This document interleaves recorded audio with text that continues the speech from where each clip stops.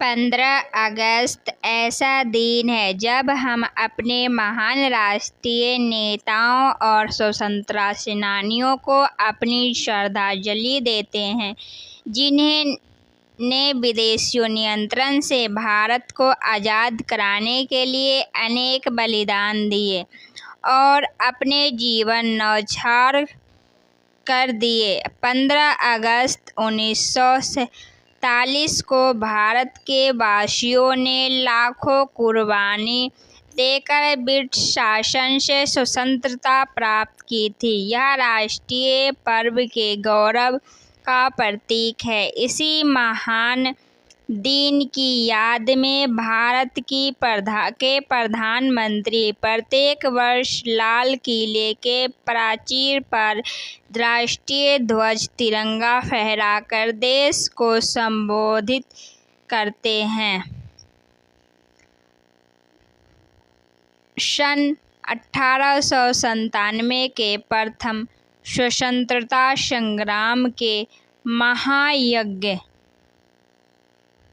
का प्रारंभ महर्षि दयानंद सरस्वती ने प्रारंभ किया और अपने प्राणों को भारत माता पर मंगल पांडे ने न्यौछावर किया और देखते ही देखते यह चिंगारी एक महासंग्राम में बदल गई, जिसमें झांसी की रानी लक्ष्मीबाई, तात्या टोपे, नाना साहब सरफरोशी की तमन्ना के लिए श्याम प्रसाद बिस्मिल, आफाक चंद्रशेखर आजाद, भगत सिंह, राजगुरु, सुखदेव आदि देश के लिए शहीद हो गए।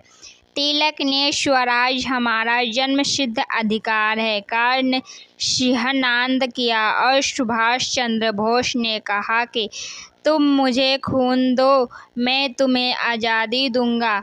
अहिंसा और असहयोग लेकर महात्मा गांधी और गुलामी की जंजीरों को तोड़ने के लिए लौह पुरुष सरदार पटेल जैसे महापुरुषों ने कमर कस ली।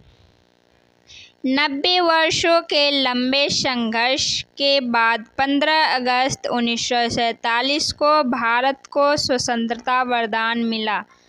भारत की आज़ादी का संग्राम बल से नहीं, वरन सत्य, न्याय और अहिंसा के सिद्धांत के आधार पर विजित किया गया। इतिहास में स्वतंत्रता के संघर्ष का एक अनोखा और अनूठा अभिमान था, जिससे विश्व भर में प्रशंसा मिली। मई 1857 में दिल्ली के कुछ समाचार पत्रों में यह भविष्यवाणी छपी कि प्लासी के युद्ध के पश्चात 23 जून 1797 ईस्वी को भारत में जो अंग्रेजी राज्य स्थापित हुआ, वह 23 जून 1857 की ईस्वी तक समाप्त हो जाएगा। यह भविष्यवाणी सारे देश में फैल गई और लोगों में स्वतंत्रता प्राप्त करने के लिए जोश की लहर दौड़ गई। इसके अंतरिक्ष 1856 में लॉर्ड कैनिंग ने सामान्य भर्ती कानून पास किया, जिसके अनुसार भारतीय सैनिकों को यह लिखकर देना होता था कि सरकार जहां कहीं भी इन्हें युद्ध करने के लिए भेजेगी, वहां वहीं पर चले जाएंगे। इससे भारतीय सैनिकों में असाधारण असंतोष फैल गया। कंपनी की सेना ने उस समय 3 लाख सैनिक थे, जिसमें से केवल 5,000 ही यूरोपियन थे। बाकी अर्थात यूरोपियन सैनिकों से 6 गुना भारतीय सैनिक थे। जब देश में चारों ओर असंतोष का वातावरण था, तो अंग्रेजी सरकार ने सैनिकों को पुरानी बंदूकों के स्थान पर नई राइफलें देने का निश्चय किया। इन राइफलों के कारतूस में सूअर तथा गाय की चर्बी प्रयुक्त की जाती थी और सैनिकों को राइफलों में गोली भरने के लिए इन कारतूसों के सिरों को अपने दांतों में काटना पड़ता था। इससे हिंदुओं और मुसलमान सैनिकों भड़क उठे। उन्हें ऐसा महसूस किया कि अंग्रेज सरकार उनके धर्म को नष्ट करना चाहती है।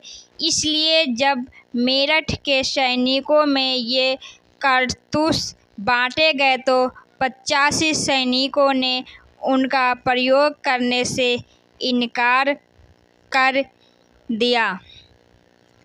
इस पर उन्हें कठोर दंड देकर बंदीगृह में डाल दिया गया। सरकार के इस व्यवहार पर भारतीय सैनिकों ने 10 मई 1857 के दिन हर हर महादेव मारो फिरंगी का नारा लगाते हुए विद्रोह कर दिया।